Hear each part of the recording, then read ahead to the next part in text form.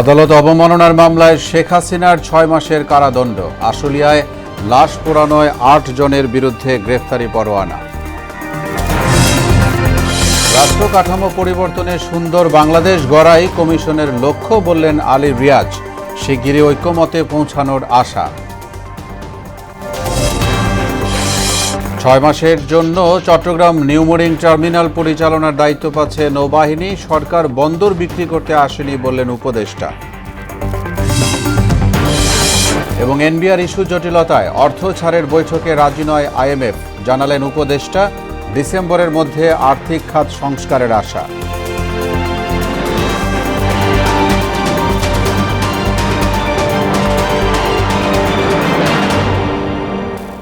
আসসালামু আলাইকুম। আমন্ত্রণ মোহনা সংবাদে। এতক্ষণ শুনছিলেন শিরোনাম, সঙ্গে আছি মোহাম্মদ ওয়ারিউল্লাহ। এবার বিস্তারিত। আদালত অবমাননার মামলায় সাবেক প্রধানমন্ত্রী শেখ হাসিনাকে 6 মাসের কারাদণ্ড দিয়েছেন আন্তর্জাতিক অপরাধ ট্রাইব্যুনাল।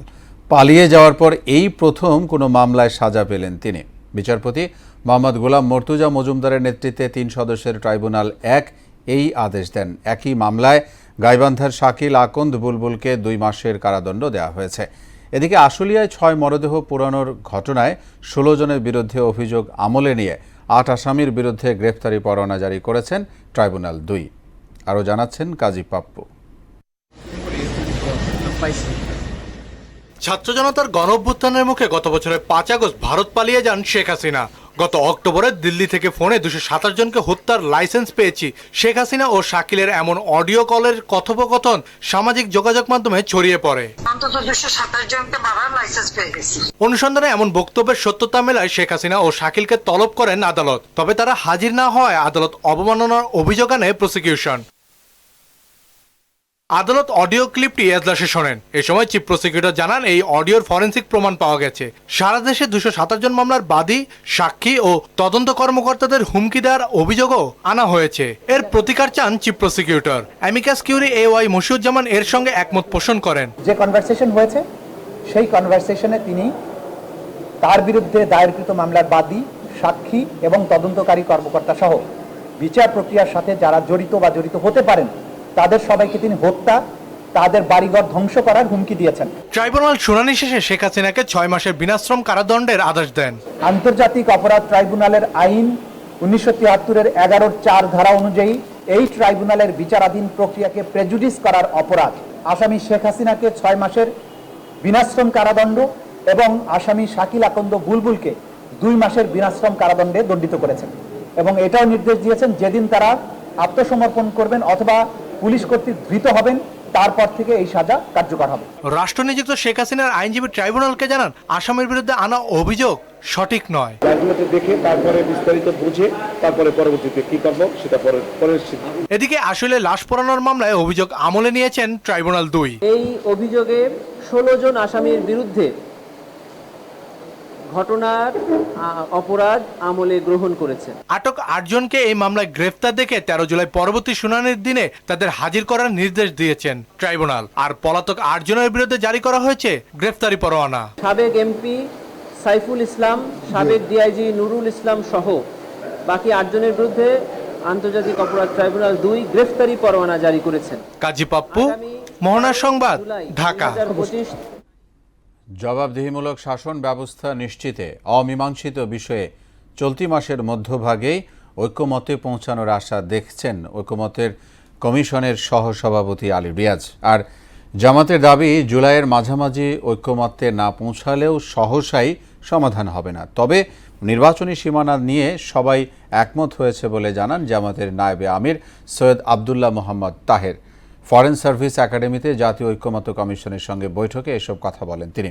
রিয়াজ দ্বিতীয় দফার 8ম দিনের সংলাপে অংশ নেয় বিএনপি, জামাত ও এনসিপি সহ বিভিন্ন রাজনৈতিক দল।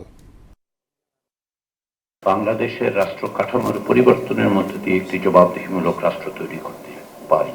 জুলাই মাসের মাঝামাঝি সময়ে হয়তো একটা সনদের জায়গায় যেতে পারবো।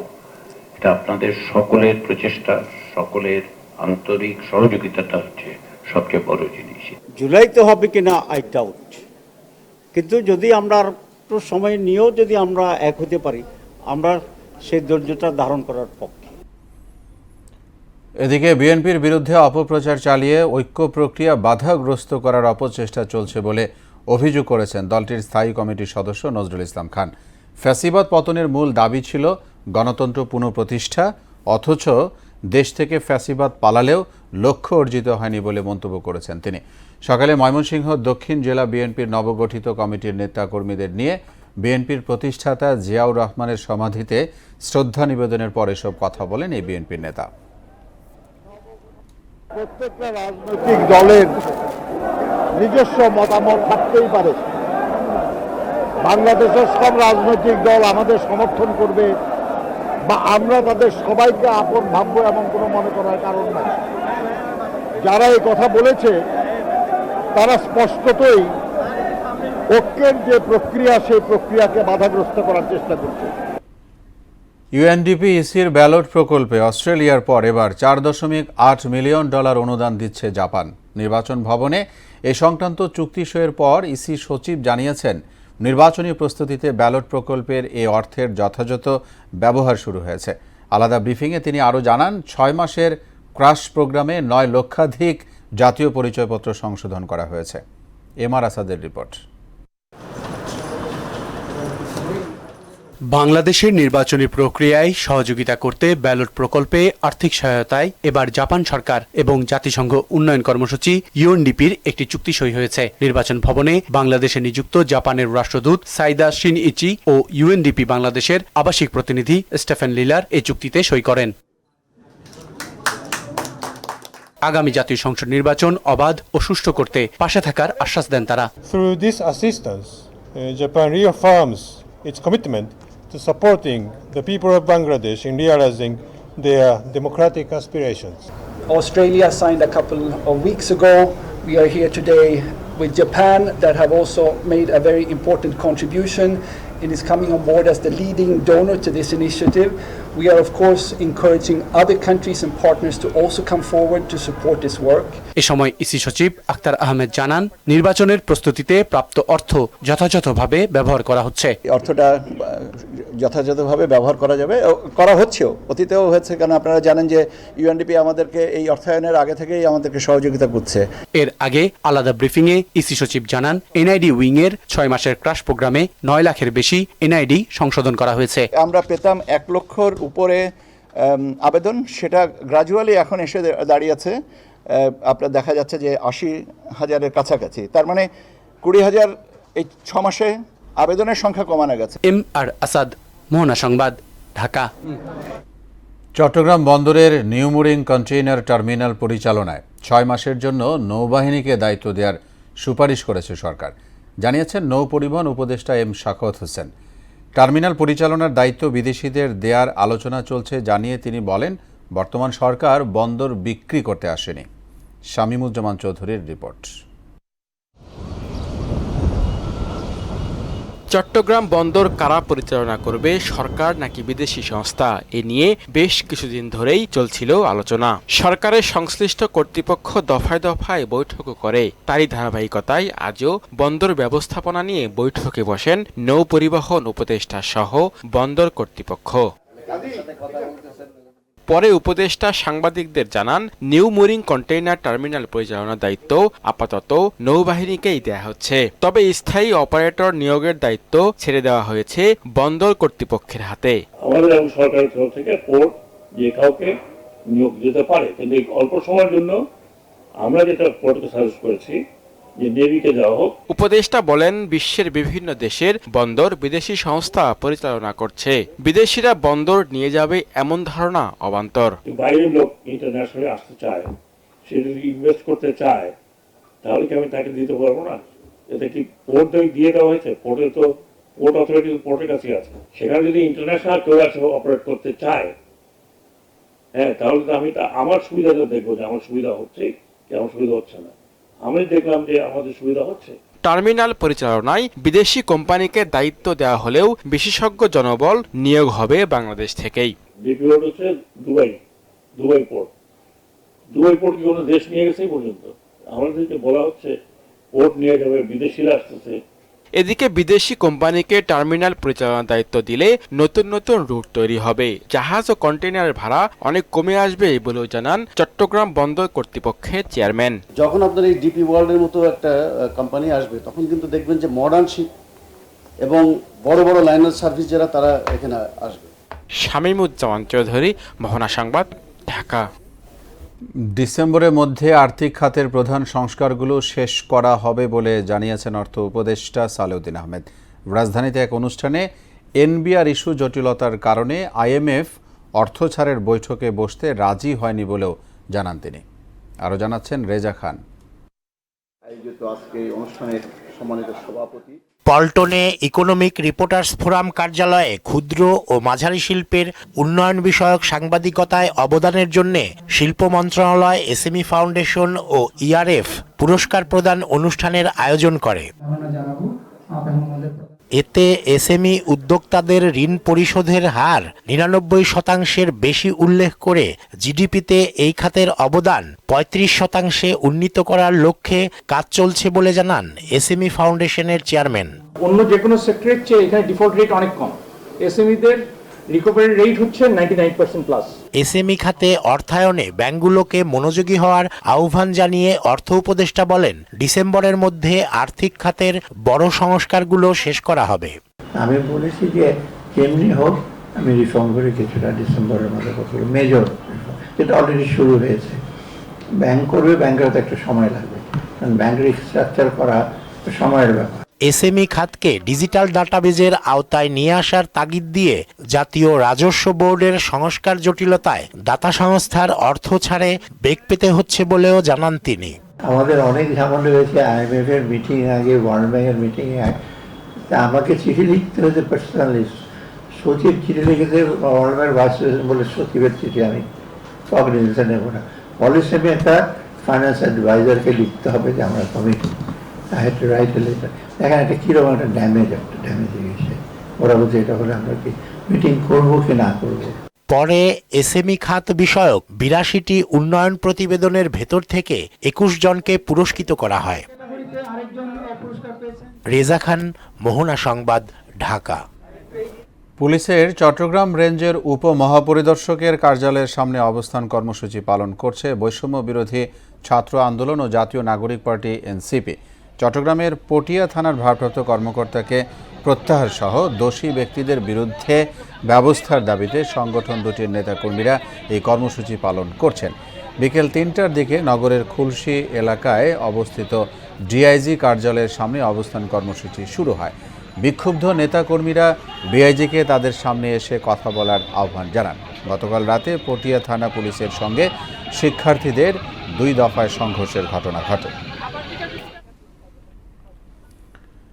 চট্টগ্রাম থেকে আমাদের সঙ্গে সরাসরি যোগ দিবেন সহকর্মী রিয়াজ উদ্দিন। রিয়াজ, জানতে চাই শিক্ষার্থীদের আন্দোলনের সবশেষ খবর কি রয়েছে আপনার কাছে?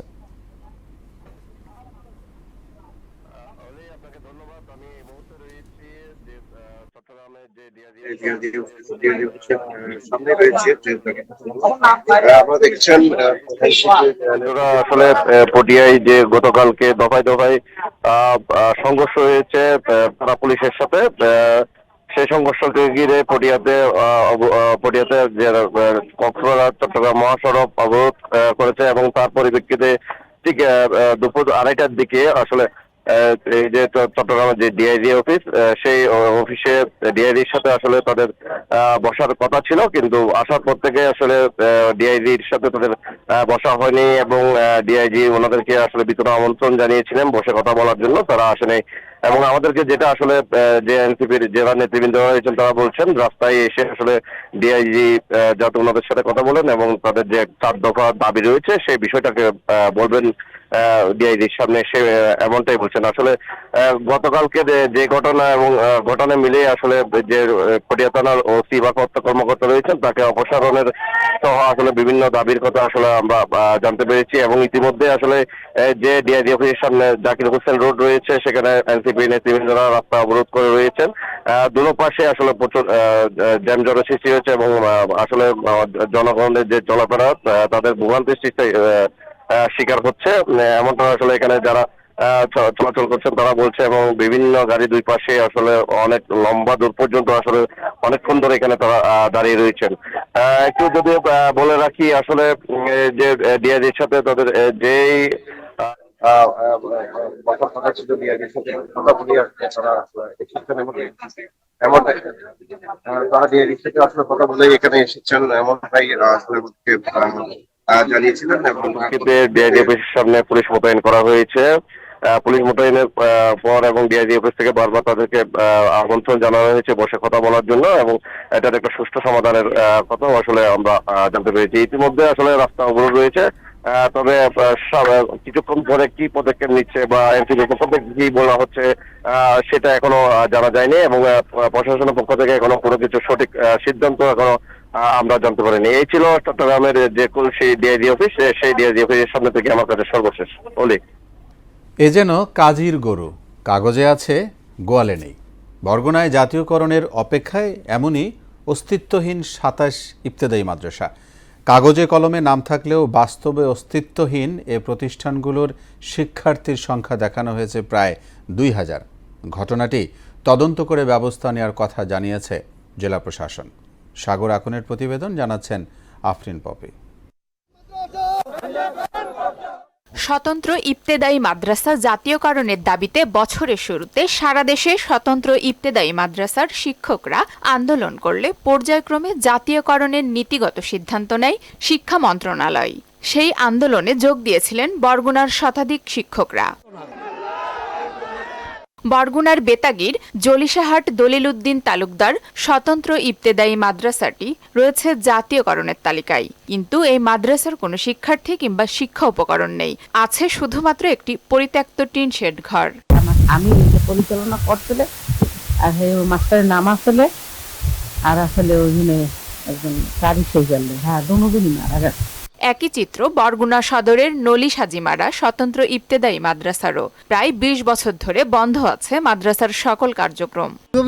খোঁজ খবরও নেয় না, সরকারও না, আর গ্রামীণ নেয় না, আর এই জন্য আর ছাত্রও নাই, আর মাস্টারও নাই, ক্লাসও নাই বর্তমানে। আমাদের পূর্বপুরুষ যারা ছিল তারা প্রতিষ্ঠানে জমি দিয়ে গেছে, কিন্তু আমরা ওইভাবে দায়িত্ব নিতে পারি নাই বা সরকারও দায়িত্ব নেয় নাই। জাতীয়করণের খবরে কেউ কেউ তড়িঘড়ি করে মাদ্রাসার ঘর নির্মাণেরও কাজ করেন। সব কাগজপত্র এর আগে ছিল আব্দুল হামিদ, তার কাছে দিয়েছি, আর এরপরে দুইজনে যা করছে আমার তো আর জানা নাই। বর্তমানে ক্লাসের জন্য একটু অনুপযোগী হয়ে গেছে, কেন ভিতরে যে আমাদের আসবাবপত্রগুলো লাগবে, চেয়ার, বেঞ্চ, টেবিল, সেগুলো এখন আমাদের পর্যাপ্ত পরিমাণ নাই। এ বিষয়ে কোনো অভিযোগ পাননি জানিয়ে জেলা প্রশাসক বললেন তদন্ত করে ব্যবস্থা নেওয়া হবে। এই বিষয়টা আমাদের সুনির্দিষ্টভাবে আমরা কোনো অভিযোগ এই ধরনের পাইনি। তারপর আপনারা যেহেতু বিষয়টা আমাদেরকে গোচরীভূত করেছেন, আমরা দেখি, আমরা এটা নিয়ে প্রত্যেক উপজেলা থেকে আমরা একটা তথ্য নিই, আমরা আগে তথ্য নিই, বাস্তব অবস্থাটা দেখি, তারপর আমরা আমাদের ঊর্ধ্বতন কর্তৃপক্ষকে জানানোর প্রয়োজন হলে আমরা সেটা জানাবো, এবং এই বিষয়ে যে ধরনের ব্যবস্থা নেওয়া দরকার আমরা অবশ্যই সেটা নিব। বরগুনা সদরে 10টি, পাথরঘাটায় 5টি, আমতলীতে 6টি, বেতাগীর 4টি ও বামনার 2টি সহ জেলার 27টি ইবতেদায়ী মাদ্রাসার চিত্র একই রকম। আফরিন পপি, মোহনা সংবাদ। এবার আন্তর্জাতিক। হামাসের সঙ্গে 60 দিনের অস্থায়ী যুদ্ধ বিরতিতে সম্মত হয়েছে ইসরায়েল। নিজ সোশ্যাল মিডিয়া এক্সের একটি পোস্টে একথা জানিয়েছেন মার্কিন প্রেসিডেন্ট ডোনাল্ড ট্রাম্প। অস্থায়ী যুদ্ধবিরতি চলাকালীন সব পক্ষের সঙ্গে কাজ করে স্থায়ীভাবে যুদ্ধ বন্ধের প্রতিশ্রুতিও দিয়েছেন তিনি। এদিকে যুদ্ধবিরতির আলোচনার মাঝেই হামলা অব্যাহত রেখেছে নেতানিয়াহুর সেনারা। ইসরায়েলি হামলায় একদিনে প্রাণ গেছে আরও শতাধিক ফিলিস্তিনির। আরও জানাচ্ছেন কাজী শাহরিন। গত ২০ মাসের বেশি সময় ধরে ফিলিস্তিনের গাজায় হামলা চালিয়ে যাচ্ছে দখলদার ইসরায়েল। মাঝে কয়েকবার অস্থায়ী যুদ্ধবিরতি হলেও পুনরায় হামলা করে নেতানিয়াহুর সেনারা। তবে এবার আবারও 60 দিনের অস্থায়ী যুদ্ধবিরতিতে রাজি হয়েছে দেশটি। সামাজিক যোগাযোগ মাধ্যম এক্সে দেয়া পোস্টে মঙ্গলবার এ কথা জানিয়েছেন ট্রাম্প। তিনি জানান 60 দিনের অস্থায়ী যুদ্ধবিরতির প্রয়োজনীয় শর্তে রাজি হয়েছে ইসরায়েল। এ সময়ের মধ্যে সব পক্ষের সঙ্গে কাজ করে স্থায়ীভাবে যুদ্ধবন্ধের প্রতিশ্রুতিও দেন তিনি। তবে অস্থায়ী যুদ্ধবিরতির পর গাজায় আবারও হামলা চালানোর অধিকার চায় ইসরায়েল। অপরদিকে হামাস জানিয়েছে যতক্ষণ তাদের স্থায়ী যুদ্ধবিরতির নিশ্চয়তা না দেয়া হচ্ছে ততক্ষণ তারা অস্থায়ী যুদ্ধবিরতিতে রাজি হবে না। তবে হামাসকে গাজায় অস্থায়ী যুদ্ধবিরতির এ চুক্তিতে রাজি হবার আহ্বান জানিয়েছেন প্রেসিডেন্ট ট্রাম্প। এদিকে যুদ্ধবিরতির আলোচনার মাঝেও হামলা অব্যাহত রেখেছে ইসরায়েল। গত 24 ঘণ্টায় ইসরায়েলি প্রাণঘাতী হামলায় নিহত হয়েছে শতাধিক ফিলিস্তিনি, আহত আরও অনেকে। অন্যদিকে ইসরায়েলকে লক্ষ্য করে ক্ষেপণাস্ত্র নিক্ষেপ করেছে ইয়েমেনের হুতি যোদ্ধারা। মঙ্গলবার রাতে এ নিয়ে দেশজুড়ে সতর্কতা জারি করে ইসরায়েলের প্রতিরক্ষা বাহিনী IDF। কাজী শাহরিন, মোহনা সংবাদ। রাশিয়ার সঙ্গে কোনো দেশ বাণিজ্যিক সম্পর্ক রাখলে তাদের উপর 500% শুল্ক আরোপ করা হবে এমন হুমকি দিয়েছেন মার্কিন প্রেসিডেন্ট ডোনাল্ড ট্রাম্প। এর প্রভাব পড়তে পারে ভারত ও চীনেও। সম্প্রতি ট্রাম্প সিনেটের এমন একটি বিলে অনুমোদন দিয়েছেন। সিনেটের 84 সদস্য বিলটি সমর্থন করেছেন। আগস্টে এটি পেশ করা হবে বলে ধারণা করা হচ্ছে। বিল অনুমোদিত হলে এর নেতিবাচক প্রভাব পড়তে পারে ভারতীয় অর্থনীতিতে, এমনই আশঙ্কা করছেন বিশেষজ্ঞরা। এ ছিল এখনকার মতো সংবাদ। শেষ করব তার আগে শিরোনামগুলো জানাবো।